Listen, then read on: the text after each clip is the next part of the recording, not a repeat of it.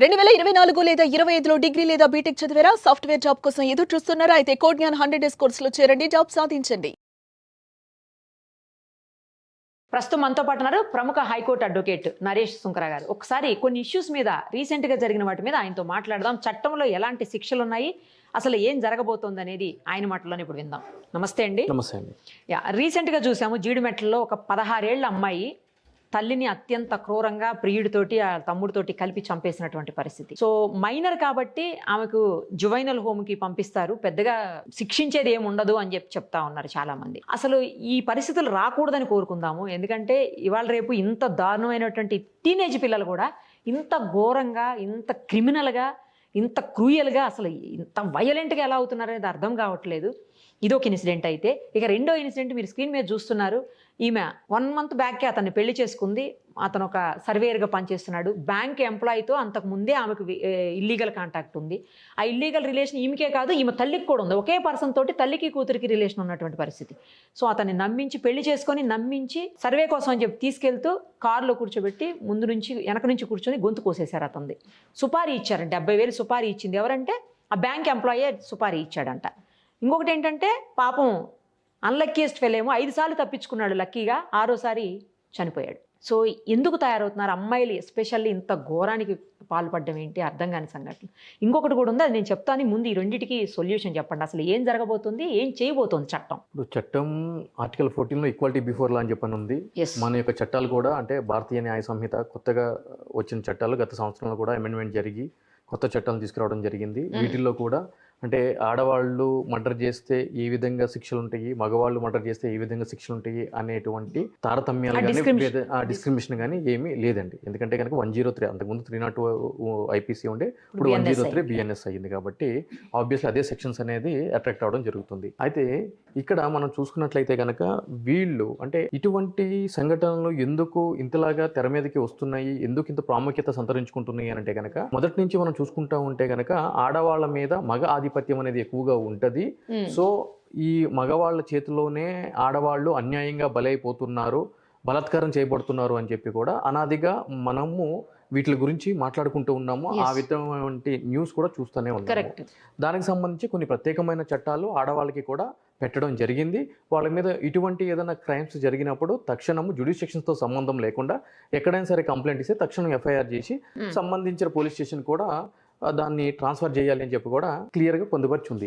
ఇటువంటి సంఘటనలన్నీ మనం చూసినప్పుడు కొత్తగా ఇప్పుడు ఏం జరుగుతుంది అని అంటే కనుక ఇటువంటి చట్టాల్లో మగవాళ్ళ మీద కూడా ఇటువంటి అన్యాయాలు జరిగినప్పుడు అక్కడ కూడా 0 ఎఫ్ఐఆర్ చేయాలి, ఎటువంటి తారతమ్యం లేకోకుండా తక్షణము సంబంధించిన జ్యుడిషియక్షన్కి ఫార్వర్డ్ చేయాలి అనే విధంగా మళ్ళీ క్రిమినల్ అమెండ్మెంట్స్ చేయాలేమో అని చెప్పి అనిపిస్తుంది. ఎందుకంటే ఇది ఒక్కటే కాదు, కొన్ని రోజుల ముందే హనీమూన్ సంఘటన మనం చూసుకున్నాం ఇండోర్లో. సో ఇటువంటి సంఘటనలు చాలా ఉన్నాయి. అటు వైజాగ్లో జరిగిన సంఘటనలు కానీ ఇవన్నీ కూడా జరుగుతూనే ఉన్నాయి. కానీ తెర మీదకి వచ్చేటివి చాలా కొన్ని మాత్రమే ఉంటున్నాయి. అదేవిధంగా తెర మీదకి రానివి ఎన్నో సంఘటనలు ఉన్నాయి. అయితే వీటిలన్నిటికీ కారణం ఏంటి అని అంటే కనుక ఈరోజు దౌర్భాగ్యమైన పరిస్థితి ఏంటంటేనండి, ఈ సోషల్ మీడియా అనేది చాలా దారుణంగా తయారైపోయింది. ఈరోజు పెళ్ళి కాకుండానే వివాహేతర సంబంధం కలిగి డైరెక్ట్ రీల్స్ చేస్తా ఇంటర్వ్యూలు ఇస్తే దానికి కొన్ని కోట్లలో వ్యూస్ ఇస్తున్నటువంటి పరిస్థితి ఈరోజు సమాజంలో ఉంది. సో ఆ విధంగానే అటువంటి న్యూస్ని కానీ అటువంటి రీల్స్ని కానీ అటువంటి వాటిని కానీ ఎప్పుడైతే కనుక ప్రమోట్ చేస్తున్నామో చూసే వాళ్ళకి ఏం జరుగుతుంది అని అంటే కనుక వీళ్ళకి పెళ్లి కాలేదు, ఆల్రెడీ విడాకులు కూడా తీసుకోలేదు, వివాహేతర సంబంధం కొనసాగిస్తా కూడా ఈ విధంగా ఇంతటి పబ్లిసిటీ ఇచ్చుకుంటా సెలబ్రిటీలాగా మారిపోతున్నారు. వీళ్ళందరికీ ఇంత హైప్ ఉన్నప్పుడు మనకెందుకు ఉండకూడదు అనేటువంటి ధోరణి కూడా వీళ్ళు కనిపిస్తుంది, 100% కనిపిస్తుంది. ఈరోజు మనం ఒక సినిమా చూసుకున్నట్లయితే కనుక సినిమాలో ఉన్న క్యారెక్టర్, అది హీరో క్యారెక్టర్ కావచ్చు, విలన్ క్యారెక్టర్ కావచ్చు, లేదంటే కనుక హీరోయిన్ క్యారెక్టర్ కావచ్చు, అది సమాజంలోని వ్యక్తుల మీద బలంగా నాటుకుపోయేటువంటి పరిస్థితి ఉంది. ఈరోజు అటువంటి డైలాగులు ఈరోజు నిజ జీవితంలో రాజకీయాల్లో కూడా ప్రవేశించి. సో ఆ విధంగా ఇక్కడ కూడా మనం చూసుకున్నట్లయితే కనుక ఇటువంటి సంఘటనలు ఎందుకు జరుగుతున్నాయి అని అంటే కనుక అంటే వివాహితర సంబంధాలు కావచ్చు, అదేవిధంగా సమాజానికి అంటే న్యాయానికి వ్యతిరేకంగా, చట్టానికి వ్యతిరేకంగా కలిగేటువంటి లైంగిక చర్యలు కావచ్చు, ఇవన్నీ ఎందుకు ఇంత ఓపెన్గా జరుగుతున్నాయి అంటే కనుక దానికి ప్రధానమైన కారణం ఇదే. ఇప్పుడు ఇక్కడ చూసుకున్నట్లయితే కనుక వీళ్ళిద్దరికీ ఆల్రెడీ అంతకు ముందు ఒక ఎంగేజ్మెంట్ జరిగినప్పుడు ఆ ఎంగేజ్మెంట్కి సంబంధించి ఎవరైతే కనుక నిందితుడిగా భావిస్తున్న బ్యాంక్ ఎంప్లాయీ ఉన్నారో అతనికి తల్లితోనూ కూతురుతోనూ రిలేషన్షిప్ ఉన్నప్పుడు వద్దు అని చెప్పినప్పుడు ఆగిపోయారు. దాని తర్వాత ఆ విషయానికి సంబంధించి ఇక్కడ ఎవరైతే కనుక వివాహితుడు ఇప్పుడు చనిపోయిన వ్యక్తి ఉన్నాడో అతనికి కూడా తెలుసు, దానికి సంబంధించి భేదాభిప్రాయాలు ఉన్నాయి, కుటుంబంలో వాళ్ళు వద్దన్నా కూడా కుటుంబంలో ఉన్న వ్యక్తులందరినీ కూడా ఎదురించి ఒప్పించి పెళ్లి చేసుకోవడం జరిగింది. పెళ్లి చేసుకున్న తర్వాతే రెండో రోజో మూడో రోజో అతనికి తెలిసిన విషయం ఏంటి అంటే కనుక అతను స్టిల్ ఆమె ఇంకా స్టిల్ అటువంటి ఇల్లిసిట్ రిలేషన్షిప్ ఆ బ్యాంక్ మేనేజర్తో మెయింటైన్ చేస్తుంది అని చెప్పి తెలుసు, మందలించడం జరిగింది. అవును. ఇక్కడ కూడా ఏం జరుగుతుంది అంటే కనుక మగవాళ్ళ విషయానికి వచ్చేటప్పటికి గతంలోకి ఇప్పటికి పోలీసు ఏమవుతుందంటే ఆడవాళ్ళ తరపున చట్టాలు బలంగా ఉండటం చేత వాళ్ళు చేసిన ఇటువంటి కార్యకలాపాలు అనైతిక కార్యక్రమాలు ఏవైతే ఉన్నాయో వాటి గురించి భర్తలకు తెలిసినా లేదంటే కనుక అదేవిధంగా లవ్లో ఉన్న వాళ్ళైతే కనుక ప్రేమికుడికి తెలిసినా కూడా ఏమి అనకుండా మందలించి సరే ఇక్కడతో ఏదో చేసావు వదిలేసే ఇక నుంచి ఏంటి అనేది మనం చూసుకుందామని చెప్పి ఎప్పుడైతే కనుక సర్దుకుపోయే ధోరణితో వాళ్ళు ఉంటున్నారో అది వాళ్ళ ప్రాణం మీదకి తీసుకున్న అడ్వాంటేజ్ అవుతుంది. అంటే వీడేమి చెయ్యలేడు, అప్పుడు అటువంటిప్పుడు మనం ఏం చేసినా నడిచిపోతుంది కదా, అక్కడే తెంచుకున్న అయిపోయి వాళ్ళ బ్రతికుండేవాడేమో. ఎగ్జాక్ట్లీ. ఇంకో విషయం ఏంటి అంటే కనుక ఈ రోజు ఈ మ్యారిటల్ స్టేటస్కి సంబంధించి కూడా ఈ మగవాళ్ళకి సంబంధించి పిల్లల్ని చూస్తే ఇప్పుడు ఎందుకంటే కనుక ఆడపిల్లలకి సంబంధించి డిమాండ్ ఎక్కువగా ఉంది. మగవాళ్ళకి సంబంధించి అంతకు ముందు ఏంటి అంటే కనుక కట్నం తీసుకునే పరిస్థితి ఉంది. ఈ రోజు కట్నం ఎదుర్చేటువంటి పరిస్థితి ఉన్నా కూడా ఆడపిల్లల సంఖ్య తక్కువగా ఉండటం చేత సరి సమానమైన ప్రొఫైల్స్ దొరకపోవడం చేత దట్టు ఆడవాళ్ళకి financial independence and socio economic status పెరిగిపోవడం చేత వాళ్ళు కూడా ఒక ఇండివిజువాలిటీ అనేది రావడం జరిగింది. ఈరోజు మగవాళ్ళకి ఏమాత్రం తక్కువ కాకుండా ఇన్ఫ్యాక్ట్ చెప్పాలి అంటే కనుక ఎక్కువగానే వాళ్ళు బ్రతుకుతున్నారు. ఈరోజు అంటే మ్యారేజ్ అంటే గతంలో పరిస్థితులు చూసుకుని ఈ రోజు పరిస్థితులు చూసుకున్నట్లయితే కనుక గతంలో పరిస్థితి ఏంటి అంటే కనుక ఒక ఆడపిల్లకి పెళ్లి చేసి అత్తారింటికి పంపిస్తే కనుక పూర్తిగా అత్త మామలు అదేవిధంగా భర్తే మొత్తం అన్ని చూసుకోవాలి, అదే ప్రపంచం అనేది ఉండేది. ఇంట్లో పిల్లల్ని చూసుకోలేదంటే భర్తను చూసుకోవాలి, అత్తమామను చూసుకోవాలి, భార్యకి ఏం కావాలో భర్త చూసుకునేటువంటి పరిస్థితి అటు ఇటు అయినా కూడా హెచ్చు తగ్గులు అయినా. కానీ ఇప్పుడు అటువంటి పరిస్థితి లేదు. ఫైనాన్షియల్ ఇండిపెండెన్స్ ఉండటం చేత అడిగే పరిస్థితి లేదు. నా ఫ్రెండ్స్ తోటి సినిమాకి వెళ్ళాను, లేదంటే కాఫీ షాప్కి వెళ్ళాను, లేదంటే బర్త్డే పార్టీకి వెళ్ళాను, గెట్ టుగెదర్కి వెళ్ళాను అని చెప్పని. ఎందుకు వెళ్ళావు అని అంటే కనుక దానికి సంబంధించి గొడవ ఇమ్మీడియట్లీ ఫోన్ చేస్తే ఏమవుతుంది, ఎఫ్ఐఆర్ బుక్ అవుతుంది. సో భయం, పోలీస్ కేసు పెడుతుందేమో అని చెప్పి, బజార్లోకి లాగుతుందేమో అని చెప్పని, ఇవన్నీ భయం తోడలు. ఇవన్నీ కూడా ఏం జరుగుతున్నాయి అని అంటే కనుక కప్పిపుట్టుకునేటువంటి దూరంలోకి వెళ్ళిపోవడం చేత నన్ను ఎవరు ఏమీ చేయలేటువంటి పరిస్థితి వీటిలన్నింటికి దారితీస్తుంది. ఈ తల్లి విషయంలో కూడా అంత మైనర్ అమ్మాయి అంత క్రూయల్గా ఎలా ఆలోచించగలిగింది? అసలు లవర్ని తీసుకొచ్చి అతని బ్రదర్ని తీసుకొచ్చి కన్న తల్లిని కళ్ళెదురుకుండా చంపేయటం అనేది అసలు ఎంత క్రూరత్వం అండి, ఎంత దారుణం ఇది. ఈరోజు నిర్భయ సంఘటన జరిగినప్పుడు కూడా మైనర్లకు సంబంధించి వాళ్ళ యొక్క స్టేటస్ ఈరోజు మన భారత రాజ్యాంగంలో 18 సంవత్సరాల నిండిన వాళ్ళకి ఓటు హక్కు వేసేటువంటి హక్కుని రాజ్యాంగం ప్రసాదించింది. అంటే దాని అర్థం ఏంటి అంటే కనుక 5 సంవత్సరాల మన బంగారు భవిష్యత్తుని నిర్ధారించుకోవడానికి మనకి మన యొక్క మైండ్కి అటువంటి మెచ్యూరిటీ ఉంటుంది అని చెప్పి భావించి 18 సంవత్సరాలకి ఇవ్వడం జరిగింది. అయితే ఈ రోజు మనం చూసుకున్నట్లయితే కనుక ఇటువంటి నేరాలు జరిగినప్పుడు నిర్భయ సంఘటనలో కూడా 16 సంవత్సరాల వ్యక్తి దాంట్లో ఆ క్రైమ్లో పార్టిసిపేట్ చేసినప్పుడు ఈ యొక్క ఏజ్ అనేది నెంబర్కి సంబంధించి కాదు, వాళ్ళ యొక్క మైండ్ సెట్కి సంబంధించి అని కూడా మెడికల్ టెస్ట్ చేసి 16 సంవత్సరాలకు సంబంధించి ఒకవేళ ఆ విధంగా ఎవరైనా సరే నేరాలకు పాల్పడితే వాళ్ళ యొక్క మైండ్ సెట్ని బట్టి వాళ్ళ యొక్క మెడికల్ టెస్ట్ చేసి వాళ్ళ యొక్క ఫిట్నెస్ని ఆధారంగా వాళ్ళని మేజర్గా ట్రీట్ చేయాలి అనేది కూడా చాలా సందర్భాల్లో సుప్రీంకోర్టు వారు ఇచ్చినటువంటి తీర్పుల ప్రకారం మనం చూస్తాం.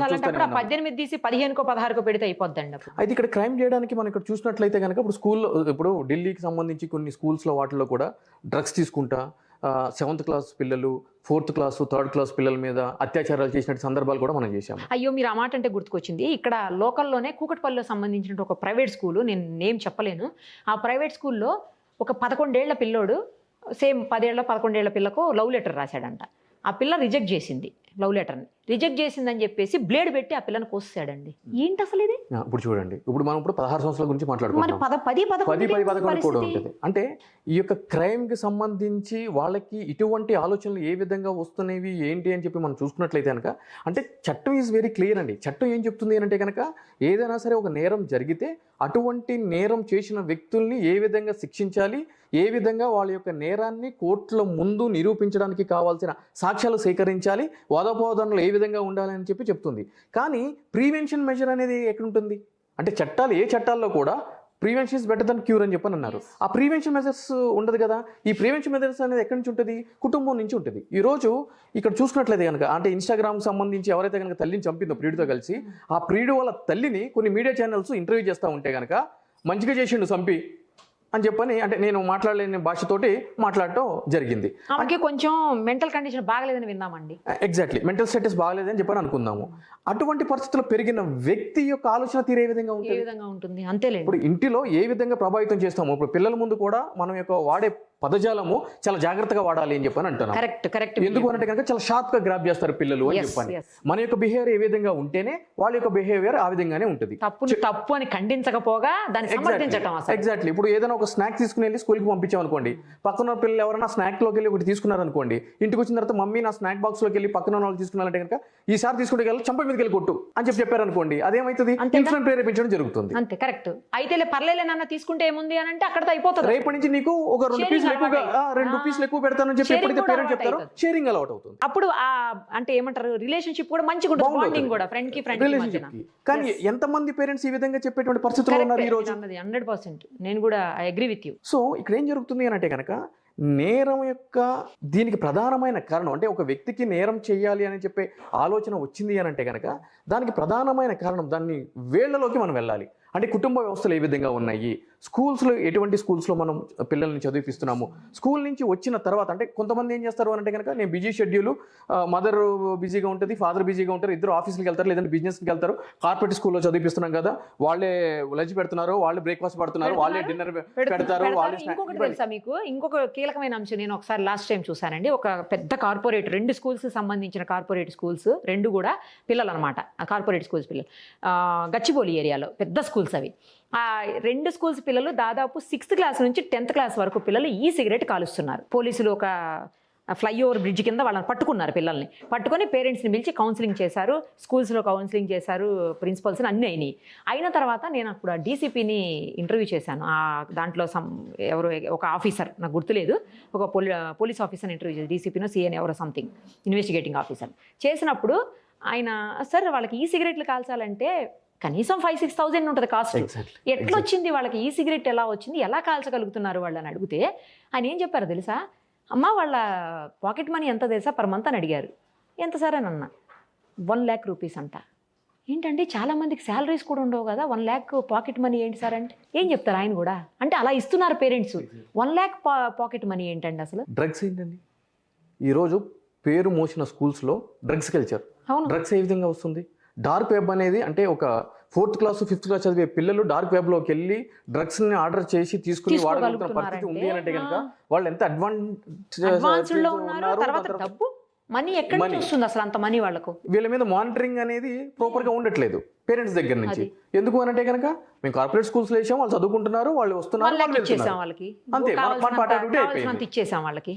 సో ఆ ఎమోషన్ బాండింగ్ అనేది పేరెంట్స్ తోటి పిల్లలకి ఎప్పుడైతే దూరం అవుతుందో అప్పుడు ఇటువంటి సంఘటనలన్నీ కూడా తెర మీదకి రావడం జరుగుతుంది. మనం అందరం కూడా బాధపడాల్సిన ఆవశ్యకత ఏర్పడుతూ ఉంటుంది. ఇప్పుడు ఇక్కడ కూడా మనం చూసుకున్నట్లయితే కనుక ఈ ఇన్స్టాగ్రామ్లో ఎప్పుడైతే కనుక రీల్స్లో ఈ వ్యక్తి పరిచయం అయ్యాడో, పరిచయం అయిన తర్వాత కొన్ని రోజులు కలిసి తిరిగారో, ఆ విషయం కూడా ఎవరైతే కనుక ఈ పాప ఉందో అంటే చంపిన అమ్మాయి వాళ్ళ తల్లికి కూడా తెలుసు. దాని తర్వాత అబ్జెక్షన్ చేసింది. అబ్జెక్షన్ చేసిన తర్వాత వాళ్ళు ఇబ్బందిగా ఉంది అని చెప్పి పిలిచి అప్పటికి చనిపోకపోతే మళ్ళీ వెనక పిలిచి చంపింది అని చెప్పి, అంటే ఎంత క్రూయల్ థాట్స్. అదే కదా అసలు. అంటే రెగ్యులర్గా క్రైమ్నే ఒక ప్రొఫెషన్గా చేసుకునేటువంటి వాళ్ళకి కూడా ఇలాంటి థాట్స్ రావు, అంత ధైర్యం ఉండదు. అవును, మళ్ళీ వెనకొచ్చి చంపడం అంటే ఒక మనిషిని చంపడం అంత క్రూరంగా కిరాతకంగా అంటే కన్న తల్లిని ఏం జరుగుతుంది? సో ఇట్లన్నిటికీ మూలం ఏంటి అని అంటే కనుక ఈ సోషల్ మీడియా, ఈ యొక్క ఇన్ఫ్లుయెన్సెస్, ఇవన్నీ కూడా ప్రధానమైన కారణం అవుతుంది. అయితే ఈ చట్టానికి సంబంధించి మనం మాట్లాడుకోవాలి అని అంటే కనుక ఇప్పుడు ఆ క్రైమ్ జరిగింది, దానికి సంబంధించి ఇన్వెస్టిగేషన్ ఏ విధంగా ముందుకు వెళ్తుంది ఏంటి అని చెప్పి పోలీస్ అధికారులు తక్షణం అసలు ఏం జరిగింది ఏంటి అని చెప్పి ఆ క్లూస్ను బట్టి, ఆమె ఇచ్చిన కన్ఫెషన్ రిపోర్ట్ను బట్టి అక్కడ క్లియర్గా చెప్పడం జరిగింది. కాకపోతే ఇక్కడ మనం చూసుకోవాల్సిన అంశం ఏంటి అని అంటే కనుక ఇప్పుడు దీంట్లో ఈ అమ్మాయిని ఎప్పుడైతే కనుక అబ్బాయి ఇంట్లోకి వెళ్ళి తీసుకుని వెళ్ళిపోయాడో, ఆల్రెడీ జరిగింది, ఈ అమ్మాయి వాళ్ళ తల్లి సంబంధించి పోలీస్ స్టేషన్లో మిస్సింగ్ కంప్లైంట్ పెట్టడం జరిగింది. మిస్సింగ్ కంప్లైంట్ పెడితే వాళ్ళు అమ్మాయి అబ్బాయి యొక్క మొబైల్ నెంబర్స్ లొకేషన్ ట్రేస్ చేసి ఫోన్ చేసి రమ్మని చెప్తే వెనక్కి రావడం జరిగింది. ఈ అమ్మాయిని అతనికి అంటే లైక్ వాళ్ళకి అప్పచెప్పడం జరిగింది, వాళ్ళ అమ్మకి.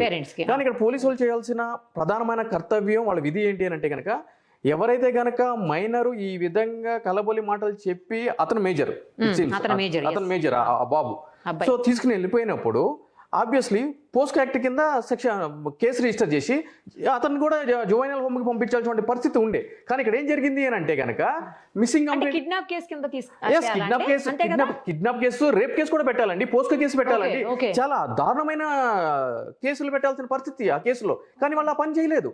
ఒకవేళ ఆ పని చేసి ఉంటే ఇతను పోయి జైల్లో ఉండేటోడు, చంపడానికి అవకాశం ఉండేది కాదు. కానీ ఇక్కడ ఏం జరుగుతుంది, వన్స్ జువైనల్ హోమ్ కి వెళ్ళిన తర్వాత అతని థాట్స్ లో కూడా చేంజ్ వచ్చి మారేవాడేమో మంచిగా. అక్కడప్పుడు సైకాలజిస్టులు అంటే మనం ఎంత కాదనుకున్నా కూడా కౌన్సిలింగ్ ఉంటాయి, సైకాలజిస్టులు ఉంటారు, వాళ్ళకి మోటివేట్ చేయడానికి సమాజం ఏ విధంగా ఉంటుంది అని చెప్పని. ఒకవేళ చదువు సంధ్య లేకుండా బలాదూరుగా తిరిగితే వాళ్ళకి చదువు చెప్పడానికి కూడా ప్రాపర్ మెకానిజం అనేది ఏర్పాటు మేజర్ కాబట్టి అంటే నేను ఏమంటానంటే మేజర్ కాబట్టి బేసికల్గా నార్మల్ జైలుకి వెళ్తారు. ఒకవేళ కాకపోయినా అంటే మేజర్ ఆటలో కూడా ఈ నేను చెప్పిన సదుపాయాలన్నీ కూడా ఉన్నాయి. ఇక్కడ అటువంటి కేసు రిజిస్టర్ చేసి అతను కనుక లోపలికి పంపించి ఉంటే ఈ రోజు ఈ పరిస్థితి ఎదురయ్యేది కాదు. కానీ ఇక్కడ ఏం జరుగుతుందంటే మోస్ట్ ఆఫ్ ది కేసెస్ లో అటువంటి కేసులు పెట్టాలి అంటే కనుక హీనియస్ క్రైమ్స్ అని చెప్పని అంటారు వాటిని. రోజు సంబంధించిన స్టేషన్ హౌస్ అధికారి అంటే సిఐ ఎవరైతే ఉంటారో SHO వాళ్ళు రోజు మార్నింగ్ ఏం జరుగుతుంది అంటే కనుక సెట్లో ఏసీపీ, డీసీపీ, సిపి మొత్తం అందరూ కూడా కాన్ఫరెన్స్ లో ఉంటారు.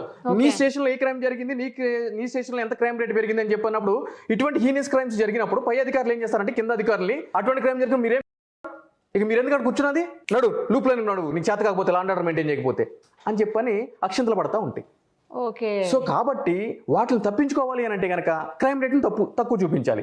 అప్పుడు అసలు ఈ క్రైమ్ కింద రిజిస్టర్ చెయ్యరు. సార్ మిస్సింగ్ కంప్లైంట్ అయింది సార్, ట్రేస్ చేసాం సార్, ఇచ్చేసాం సార్, క్లోజ్ సార్ అని చెప్పని అంటారు, లెటర్ తీసుకున్నాం సార్ అని చెప్పని అంటారు. కానీ ఇక్కడ చేయాల్సింది ఏంటి, అక్కడ పోస్ట్ యాక్ట్ రిజిస్టర్ చేయాలి, రేప్ కేసు రిజిస్టర్ చేయాలి, కిడ్నాప్ కేసు రిజిస్టర్ చేయాలి, అతను జైలుకి పంపించుంటే కనుక మినిమం ఒక 90 రోజుల్లో 100 రోజులు లోపల ఉండేవాడు, మారేవాడేమో. ఇప్పుడు వాళ్ళకి ఏమైపోయిందంటే ఏమైంది, పోలీసులు పిలిచారు, పంపించేశారు, ఇంకోసారి చేయొద్దురా అని అన్నారు, అంతేకాదు మీరు చేసేది ఏముంది. సో అక్కడ జరిగిన ప్రధానమైన తప్పిదం అది పోలీస్ శాఖ నుంచి చట్టపరంగా. మిగిలిన కేసులు ఏ విధంగా చేస్తున్నారు, ఇక్కడ ఏం జరుగుతుంది అంటే కనుక వీళ్ళకి కూడా అమ్మాయి తప్పిపోయింది, వెళ్ళిపోయింది కాబట్టి వచ్చింది.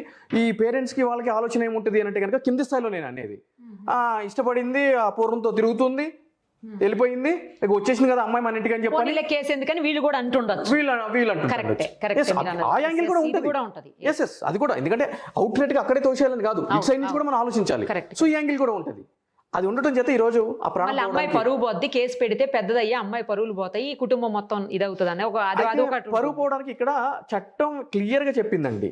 ఇటువంటి ఆడవాళ్ళకు సంబంధించిన ఈ రేప్ కేసులకు సంబంధించి కానీ లేదు అంటే కనుక ఏ ఇతర బాడీ అఫెన్స్ సంబంధించి కానీ విక్టిమ్ ఐడెంటిటీ డిస్క్లోజ్ చేయొద్దు అని చెప్పాను. చేయొద్దని చెప్పినా కూడా ఆ కుటుంబంలో జరిగింది కాబట్టి ఆ చుట్టుపక్కల వాళ్ళకి కన్ఫామ్ గా తెలిసిపోతుందండి. ఇప్పుడు ఆల్రెడీ వేరే తోటి తీసుకుని వెళ్ళిపోయాడు, మిస్సింగ్ చేసి తీసుకొచ్చినప్పుడు తెలిసిన విషయం ఇది తెలిసే ఉంది, అది తెలిసే ఉందండి. అంటే వీళ్ళు కేసు పెట్టించారు, చుట్టూ తిరుగుతున్నారు, తిరగాలిగా కోర్టుల చుట్టూ కూడా. అది ఎట్లయినా సరే సెటిల్మెంట్లు అయితే అండి. రేపు ఇప్పుడు ఎన్నో కేసులు ఏం జరుగుతుంది అని అంటే కనుక ఒకవేళ అయితే రేపొద్దున మెజిస్ట్రేట్ వారి ముందే మేము కన్సెంట్, ఇప్పుడు అమ్మాయి మేజర్ అవుతుంది, మేజర్ అయినప్పుడు ఆమె ఇష్టం, ఆమెకి మేజర్ అయిన తర్వాత కూడా అతని మీద ఇష్టం ఉండి నేను పెళ్లి చేసుకుంటాను అని అంటే కనుక that is secondary. Court consider చేస్తుందా చేయదా అనేది అది depends upon the magistrate and law circumstances మీద ఆధారపడి ఉంటుంది. కానీ అటువంటిది ఇక్కడ జరగలేదు కదా. సో అది తప్పిదం ఇప్పుడు వరకు ఎవరు అంటే ఎంతమంది ప్రజెంట్ చేసినా కూడా ఈ యాంగిల్లో ఈ కేసుని ఎవరు ప్రొజెక్ట్ చేయలేదు.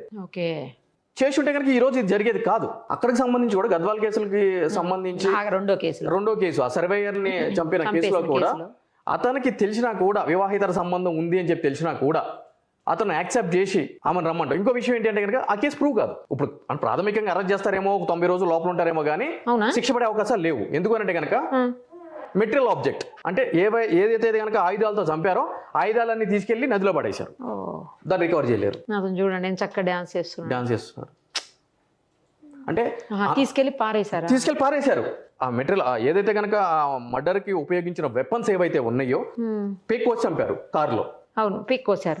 అవన్నీ కూడా తీసుకెళ్లి నదిలో పడేశారు. మరి వాళ్ళు ప్రొఫెషనల్ కిల్లర్స్ కదండి, ఎందుకంటే సుపారీ ఇచ్చి 70,000 ఎంతో పెట్టుకున్నారని చెప్తున్నారు. ఎగ్జాక్ట్లీ. సో వాళ్ళు నదిలో పడేశారు. అదే విధంగా అతను వీళ్ళిద్దరూ జరిగిన సంభాషణ ఏవైతే ఉన్నాయో హార్డ్ డిస్క్ అవన్నీ కూడా డిస్ట్రాయ్ చేశాడు. ఎవిడెన్స్ డిస్ట్రక్షన్ జరిగింది. Bank manager. ఇంకొక విషయం ఏంటి అంటే ఇంకొక సెక్షన్ పెడతారు కదా, పెడతారు కానీ ఆ సెక్షన్ ప్రూవ్ చేయడానికి మళ్ళీ ఏముంది ఇక్కడ ఎవిడెన్స్. ఇంకొక విషయం ఏంటంటే ఆ బ్యాంక్ మేనేజర్ ఎంత ప్రీ ప్లాన్డ్ గా ఉన్నాడు అంటే ముందే అడ్వకేట్స్ దగ్గరికి వెళ్ళి నేను ఇట్లా మర్డర్ చేస్తున్నానని చెప్పని ఎఫ్ఐఆర్ బుక్ కాక ముందే సంబంధించిన పోలీస్ అధికారులతోటి వాళ్ళు లీగల్ టర్మ్స్ మాట్లాడుతున్నారు. అసలు అడ్వకేట్స్ చెప్తే అడ్వకేట్స్ కూడా నువ్వు చెయ్యి మర్డర్ మేము చూసుకుంటా అని చెప్పినారా ఏంటి? నాకు అర్థం కాదు. అడ్వకేట్స్ ఎప్పుడు కూడా మర్డర్ చేయమని చెప్పి చెప్పరండి. మరి ఎందుకు అక్కడికి పోయి వాళ్ళ దగ్గర చెప్పడం? వాళ్ళు ఎందుకు రివీల్ చేయలేదు? కనీసం వాళ్ళని పోలీస్కి ఇన్ఫార్మ్ చేయాలి. లేదండి, ఇక్కడ ఏం జరుగుతుంది అంటే కనుక మనకి క్లియర్ గా అడ్వకేట్స్ యాక్ట్ లో ఒక ప్రొవిజన్ ఉంది. అదేవిధంగా ఎవిడెన్స్ యాక్ట్ లో కూడా క్లియర్ గా పొందుపరిచింది ఏంటి అంటే కనుక క్లయింట్ ప్రైవసీ అనేది ప్రైమరీ క్రైటీరియా అని చెప్పి. కరెక్ట్. కానీ ఆడు చంపేస్తానంటే అది కూడా చెప్పకపోతే నిజంగా చంపేశాడు కదా. అవును, చంపేస్తానని పోయింది కదా. చంపేస్తానని చెప్పి చెప్పాడో లేదు అని అంటే కనుక నా పేరు వచ్చింది దీంట్లో మర్డర్ కేసులో నాకేం సంబంధం లేదని చెప్పి చెప్పాడు. ఆ డిస్కషన్ ఏం జరిగింది అనేది తెలియదు. ఒకవేళ నిజంగానే నేను చంపుతున్నాను అంటే కనుక దట్ ఈస్ ఎ కాన్స్పిరసీ. అదే అంటున్నాను, దట్ ఈస్ ఎ కాన్స్పిరసీ. అంటే వాళ్ళు కూడా భాగం ఉన్నట్టు. కానీ అక్కడ ఏం జరిగింది అనేది తెలియదు కదా. బట్ స్టిల్ క్లయింట్ తరపున అడ్వకేట్ వెళ్ళాల్సిన పరిస్థితి ఉంటుంది కాబట్టి స్టేషన్కి వెళ్ళడం అనేది ఉంది. సో ఇవంతా కూడా డిస్ట్రక్షన్ జరిగింది, ఎవిడెన్స్ డిస్ట్రక్షన్. ఇప్పుడు ప్రాథమికంగా చెప్తారు కానీ కన్ఫెషన్ రిపోర్ట్ మీద చేస్తారు. అంటే అమ్మాయి చెప్తుంది అవును మేము ఇట్లా చేసాం అట్లా చేసామని చెప్పని ఉంటుంది. కానీ అది నిలబడదు. రేపు కేసును ప్రూవ్ చేయాలి. ఇన్ని అంశాలు తెర మీద ఉంటాయి లీగల్ గా. ఒకవేళ ఏదో రకంగా ప్రూవ్ చేయగలిగారు అనుకోండి, అలాంటప్పుడు ఇలాంటి దాంట్లో ఎంత శిక్ష పడుతుంది? లైఫ్ పడుతుందండి. లైఫ్ అబ్సల్యూట్లీ లైఫ్ పడుతుంది. Rarest of the rare case కింద ట్రీట్ చేయాల్సిన పరిస్థితి అప్పుడు చెప్పలేం కదా. లైఫ్ పడుతుంది. జీవితం నాశనం అయిపోయింది. వాడిది, వాడి వైఫ్ది, వాడి ఫ్యామిలీది, ఈ అమ్మాయిది, ఈ అమ్మాయి తల్లిది. నేను ఏదో సోషల్ మీడియాలో చదివాను. అంటే అతను బ్యాంక్ మేనేజర్ గురించి, ఒరే చంటి అంటే అతడు డైలాగ్ లో సినిమా లాగా, నువ్వు తల్లిని పటాయించావు, కూతుర్ని పటాయించావు, కాపురం చేసి పిల్లని కంటే ఆ పిల్ల కూడా అక్కడ ఉండేది కదా, బయటకు వెళ్ళాల్సిన పరిస్థితి ఉండేది కాదు, ఎందుకురా ఇదంతా చేసావు అని చెప్పని ఏదో అంటే మూడో ప్రాణాన్ని ఎందుకు బలి తీయాల్సిన పరిస్థితి ఏర్పడింది అని చెప్పని ఆడు వదిలించుకోవడం కోసమే ఈ అమ్మాయిని ఇతనికి ఇచ్చి పెళ్లి చేశాడనేది కూడా ఒక వెర్షన్ వినపడుతుంది. కానీ ముందు వద్దు అని చెప్పడం చేతనే వీళ్ళు మ్యారేజ్ దాకా వెళ్ళి మళ్ళీ వెనక్కి వచ్చారు అనేది కూడా ఒక వెర్షన్ ఉందండి. అంటే దీని వెనక ఇంకా కాన్ఫ్రెన్స్ ఏదైనా ఉంటుంది. అంటే మ్యారేజ్ చేసుకున్న తర్వాత ఇతను బాగా ప్రాపర్టీ కన్నేశారు, ఈ అమ్మాయి కూడా బ్యాంక్ మేనేజర్, ఇద్దరు ప్రాపర్టీ మీద కన్నేశారని అంటున్నారు. ఎగ్జాక్ట్లీ మ్యారేజ్ చేసుకుని ఆ అమ్మాయి తల్లేమో బ్యాంక్ మేనేజర్ ప్రాపర్టీ మీద కన్నేసి కూతుర్ని పంపించింది అతని దగ్గరికి అని అది కూడా ఉంది. అన్ని కూడా డబ్బుతోటే లింక్ అయి ఉన్నాయి. తెలుసుకునే కొద్దీ చూస్తూ ఉంటే కనుక ఇంత దారుణంగా ఉన్నారా మనుషులు అని చెప్పి కొద్దిగా జుగుత్సాకరమైనటువంటి పరిస్థితి ఏర్పడుతుంది. బట్ వీటిలన్నిటికీ కూడా కారణం ఏంటి అని అంటే కనుక సోషల్ మీడియా, నేటి సమాజము, మనం ప్రజెంట్ చేసే న్యూస్, ఇవన్నీ కూడా ప్రధానమైన కారణాలండి. కానీ ఇప్పుడు న్యూస్ ప్రజెంటేషన్ చేసినప్పుడు అండి దానిలో నుంచి చెడు ఏముంది అనేది చూసి అవేర్ అయ్యి జాగ్రత్తగా ఉండాలన్న ఉద్దేశంతో చేస్తుంటే వాటినేమో వేరే రకంగా తీసుకునే పరిస్థితులు కూడా వస్తున్నాయి. అంటే మన మైండ్ సెట్ మీద ఆధారపడి ఉంటుంది ఏదన్నా కూడా. ఎగ్జాక్ట్లీ అండి. ఇప్పుడు ఈ రోజు ఒక మంచి గురించి మనం అనాలిసిస్ చేసినప్పుడు ఆ వ్యూస్ మీరు ఒకసారి చూడండి. కరెక్ట్. అదే ఒక చెడు గురించి మనం అనాలిసిస్ చేసినప్పుడు ఆ వ్యూస్ ఒకసారి చూడండి. సమాజంలో వీళ్ళ యొక్క ధోరణి కూడా, ఎంటర్టైన్మెంట్ అనే ధోరణి ఎప్పుడు కూడా ఎలా ఉంది అని అంటే కనుక చట్ట వ్యతిరేక చర్యల గురించి, పక్కన వాళ్ళ జీవితాల గురించి ఇంట్రెస్ట్ ఎక్కువగా ఉంది. దట్టు ఆడవాళ్ళ విషయాలకు సంబంధించి వాళ్ళ యొక్క వ్యక్తిగత శారీరక విషయాల గురించి ఎక్కువగా ఉంది. అదే ఈ రోజు ఒక ఫ్లైట్ క్రాష్ అయిందని చెప్పో, దానికి టెక్నికల్ రీజన్ దేని గురించి అని చెప్పో, వీటి గురించి మనం ప్రజెంట్ చేసి అది చేస్తే కనుక చూసేటోళ్ళు ఉండరు. ఏది మాకు ఎందుకని చెప్పని అంటారు. ఈ న్యూస్ చూడండి దవానంగా ఎంత స్ప్రెడ్ అయింది. అవును, అసలు తెలియని వాళ్ళు లేరు వాళ్ళ న్యూస్ గురించి. ఇప్పుడు ఇందాక కేసులో అండి, మైనర్ కేసులో ఎలాంటి శిక్షలు పడే అవకాశం ఉంటుందండి? మైనర్ ఇప్పుడు ఆమె ఎవరైతే కనుక మైనర్ ఉందో ఆమెకి మెజారిటీ రాగానే బయటకు పంపించేస్తారండి. సేమ్ నిర్భయ కేసులో ఏ విధంగా అయితే కనుక మైనర్ దాంట్లో పార్టిసిపేట్ చేయడం మేజర్ అవగానే ఐడెంటిటీ డిస్క్లోజ్ కాకుండా ఎట్లయితే కనుక పంపించేశారో అట్లనే పంపించేస్తారు. వాడికి మాత్రం పడతాయి. ఇంకొకడు ఉన్నాడు వాడి తమ్ముడు, వాడి మైనరేనంట. అతను మైనర్ అయితే కనుక అతను కూడా సేమ్ అండి. అంటే మెజారిటీ రాగానే పంపించేస్తా ఉంటారు బయటికి. మైనారిటీలో అంటే బిలో 18 years చేశారు కాబట్టి. లేదు ఇక్కడ సుప్రీంకోర్టు జడ్జిమెంట్ ని కన్సిడర్ చేసుకుని వాళ్ళ యొక్క మైండ్ సెట్ ని అనాలిసిస్ చేసి వాళ్ళని మేజర్ గా ట్రీట్ చేసే విధంగా పోలీసులు గనక ఆ యొక్క ప్రయత్నంలో సఫలం అయితే అబ్సల్యూట్లీ వాళ్ళు కూడా లైఫ్ పడవచ్చు, లేదంటే కనుక 10 సంవత్సరాలు కఠిన శిక్ష పడే అవకాశాలు ఉన్నాయి. అంటే ఏజ్ మాత్రం అంటే సర్టిఫికేట్ మీద ఉన్న ఏజ్ అని కాకుండా మెడికల్ టెస్ట్ చేసి వాళ్ళ యొక్క ఆలోచన విధానాన్ని బట్టి వాళ్ళ యొక్క మానసిక స్థితిని అనాలిసిస్ చేసి వీళ్ళు మేజర్ అని చెప్పి కనుక సర్టిఫికేషన్ ఇవ్వగలిగితే మానసికంగా they can eligible for 18 years plus 18 years conviction. ఏదైనా పోలీసులు పర్ఫెక్ట్ గా చాలా పకడ్బందీగా ఏమన్నా ఇన్వెస్టిగేషన్ చేసి అన్ని అలా సబ్మిట్ చేయగలిగితే కోర్టుకి మేబీ దుష్టులకి దోషులకి శిక్షలు పడతాయి. పకడ్బందీగా చేయగలిగేటువంటి కేసు కూడా కాదు కదండి, అంత ప్రొఫైల్ ఉన్న వ్యక్తులు కూడా కాదుగా. వాళ్ళ దృష్టిలో ఉన్నది మాట్లాడుకోవాలి కదా, ఫ్యాక్ట్స్. ప్రెజర్ ఏదైనా ఉంటే ఉంటుంది. ఏదో 2-3 రోజులు టీవీ మనలాంటి వాళ్ళు అనాలిసిస్ దాని మీద ఫోకస్ పెడతాం కాబట్టి చాలా సిన్సియర్గా ప్రెస్ మీట్ పెడతారు, ఏం చేసాం చెప్తారు. ఒక వారం రోజుల తర్వాత వెళ్తే ఏం జరుగుతుంది? ఏం జరగదు అక్కడ. చూద్దామండి ఏం చేస్తారు, ఏం జరుగుతుందో. థ్యాంక్ యూ అండి, thank you so much. Suman టీవీలో మీ పర్సనల్ అండ్ బిజినెస్ ప్రమోషన్స్ కోసం కింది నెంబర్కి కాంటాక్ట్ చేయండి.